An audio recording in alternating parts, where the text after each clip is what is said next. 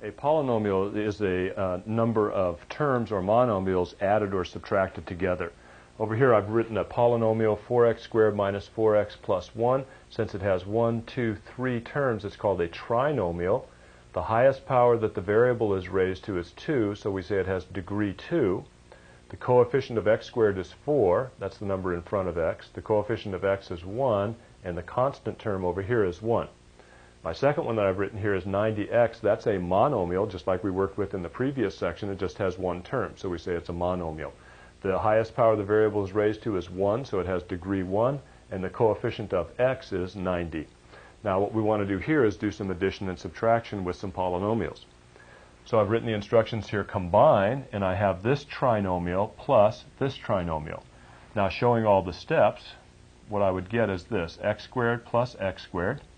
I take the two x squared terms, add them together. Since it's all addition, I know addition is commutative, I can change the order in the grouping because it's commutative and associative. Now I'll take my 5x term and my 3x term, add those together. And then I'll take my 6 and my 4. Now you already know how to add similar terms, so 1x squared plus 1x squared is 2x squared. Plus 5x plus 3x is 8x, plus 6 and 4 is 10. So there is the sum of these two trinomials. Notice that, again, when I add x squared and x squared, I don't get x to the fourth, I get x squared. The exponents never, ever increase with addition. So what we do is we add coefficients of similar terms to add these two polynomials. Let's try a subtraction problem. 5a squared minus a minus 6, subtract this second trinomial right here. What I need to do is remove these parentheses. So I'm going to think of this as a 1 in front here and write this as 5a squared minus a minus 6. Now, minus 1 times minus 3a squared is plus 3a squared. Negative 1 times negative 2a is going to be positive 2a.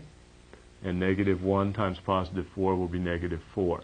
And when I say negative 1, remember I'm thinking of subtraction as addition of the opposite. So I'm thinking of this as a plus a negative 1 times all of that.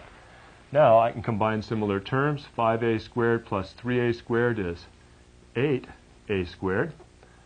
Minus a plus a positive 2a is going to be positive 1a.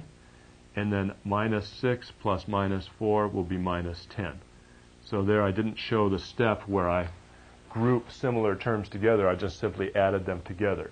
So if I take this 6 anywhere, I have to take the negative sign with it or subtraction sign with it. So I'm going to add a negative 6 and a negative 4. So again, I'm thinking of subtraction as addition of the opposite. Here's another subtraction problem. Let's subtract this polynomial from this polynomial.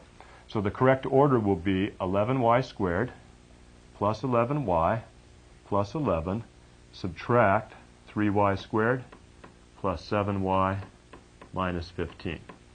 Now, this is going to be 11y squared plus 11y plus 11, and I can think of this as a minus 1 times each term inside there. I'll remove these parentheses. The result will be I'll change the sign of each term inside.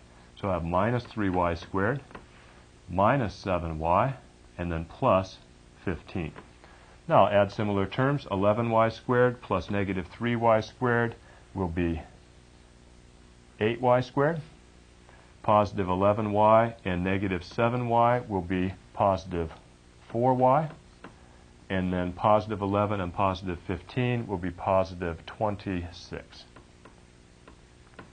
So that's the sum of, or the difference of, these two trinomials right here, subtracting this trinomial from this one. That means this one comes first, and from it I want to subtract the second trinomial.